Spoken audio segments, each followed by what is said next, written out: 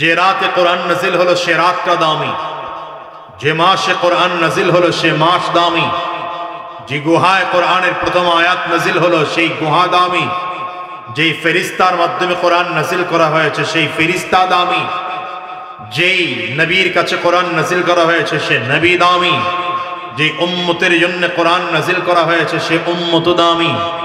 সুতরাং এ কথা দীপ্ত কণ্ঠে বলা যায়, কোন মানুষ যদি কোরআন অনুযায়ী নিজের জীবন গঠন করতে পারে সেই মানুষটা দুনিয়াতে এবং আখিরাতে উভয় জাহানে দামি হয়ে যাবে।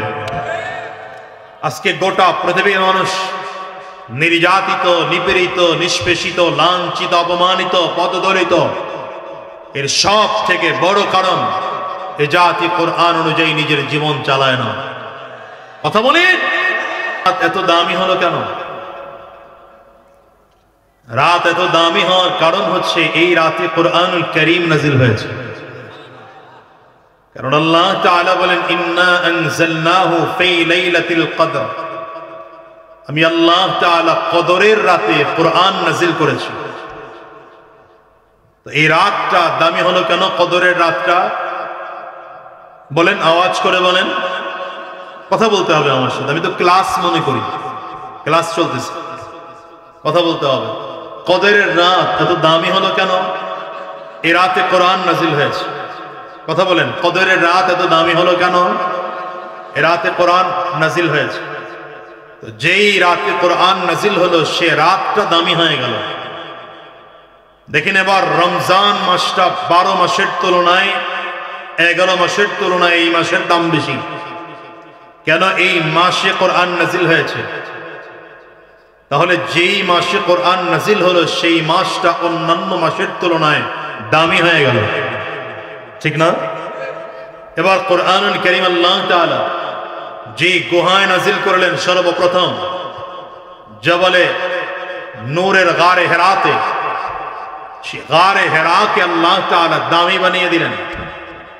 গোটা পৃথিবীর মানুষের মুখে মুখে এই গারে হেরা, হেরা গুহাটা আজ মানুষের মুখে মুখে আলোচনায় আলোচিত, ঠিক না বেটি? যে গুহায় কোরআন নাজিল হলো, কোরআনের প্রথম আয়াত নাজিল হলো, সেই গুহাটা দামি হয়ে গেল। যে রাতে কোরআন নাজিল হলো রাতটা দামি হয়ে গেল কোরআনের কারণে। যেই মাসে কোরআন নাজিল হলো সেই মাসটা দামি হয়ে গেল কোরআনের কারণে। এবার আসেন, আল্লাহ তাআলা কোরআনকে নবীজি পর্যন্ত পৌঁছিয়েছেন জিবরিল আমিনের মাধ্যমে। জিবরিল আমিনকে, যিনি সকল ফেরেশতাদের মধ্য থেকে সব থেকে দামি ফেরেশতা, ফেরেশতাদের মধ্য থেকে সব থেকে দামি ফেরেশতা। কোরআন নাজিল হয়েছে কার উপরে? আমার আপনার নবী আকা নামদার তাজদার মদিনা আহমদ মুজতবা মুহাম্মদ মুস্তাফা, জোরে বলেন সাল্লাল্লাহু আলাইহি ওয়াসাল্লাম। আমার নবীর দাম, আমার নবীর মূল্য কেমন? আমার নবীকে আল্লাহ তাআলা বানিয়েছেন সাইয়্যিদুল মুরসালিন, ইমামুল মুরসালিন, খাতামুন নবিয়্যিন, সাইয়্যিদুল আম্বিয়া, ইমামুল আম্বিয়া। কোরআনুল কারীম যার উপরে নাজিল হয়েছেন তিনি হলেন নবীদের শ্রেষ্ঠ নবী, নবীদের সরদার, নবীদের ইমাম, ঠিক না? যাদেরকে উদ্দেশ্য করে কোরআন নাজিল করা হয়েছে, অর্থাৎ গোটা পৃথিবীর নবীর উম্মতকে, মুহাম্মদুর রাসূলুল্লাহ সাল্লাল্লাহু আলাইহি ওয়াসাল্লামের উম্মতদেরকে উদ্দেশ্য করে কোরআন নাজিল হয়েছে। এই উম্মতটা সকল উম্মতের তুলনায় বেশি দামি উম্মত।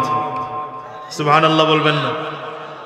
দেখেন এবার খেয়াল করেন, যে রাতে কোরআন নাজিল হলো সে রাতটা দামি, যে মাসে কোরআন নাজিল হলো সে মাস দামি, যে গুহায় কোরআনের প্রথম আয়াত নাজিল হলো সেই গুহা দামি, যেই ফেরিস্তার মাধ্যমে কোরআন নাজিল করা হয়েছে সেই ফেরিস্তা দামি, যেই নবীর কাছে কোরআন নাজিল করা হয়েছে সে নবী দামি, যে উম্মতের জন্য কোরআন নাজিল করা হয়েছে সে উম্মত দামি। সুতরাং এ কথা দীপ্ত কণ্ঠে বলা যায়, কোন মানুষ যদি কোরআন অনুযায়ী নিজের জীবন গঠন করতে পারে সেই মানুষটা দুনিয়াতে এবং আখিরাতে উভয় জাহানে দামি হয়ে যাবে। আজকে গোটা পৃথিবীর মানুষ নির্যাতিত, নিপীড়িত, নিষ্পেষিত, লাঞ্ছিত, অপমানিত, পদদলিত। এর সব থেকে বড় কারণ এ জাতি কোরআন অনুযায়ী নিজের জীবন চালায় না। কথা বলি, আমি তো আমার আলোচনায় বলি, স্বাধীনতার 53 বছর পরে আমার দেশের স্কুল কলেজ ইউনিভার্সিটির ছাত্ররা লেখাপড়া বন্ধ করে রাজপথে বৈষম্য বিরোধী আন্দোলনে নামতে বাধ্য হলো। কেন বাধ্য হলো? এর কারণ হচ্ছে 53 বছর পর্যন্ত, বিশেষ করে বিগত 16 বছর আমার এই দেশকে কোরআন দিয়ে শাসন করা হয়নি। সুতরাং এখনো যদি আমার এই দেশকে কোরআন দিয়ে শাসন করার ব্যবস্থা করা না হয়, সৎ যোগ্য আদর্শবান মানুষদেরকে যদি এখনো রাষ্ট্রীয় ক্ষমতায় বসানো না হয়, খোদার কসম করে বলে গেলাম, এদেশে আবারও বৈষম্য বিরোধী আন্দোলন করতে হবে। এদেশ থেকে বৈষম্য যাবে না।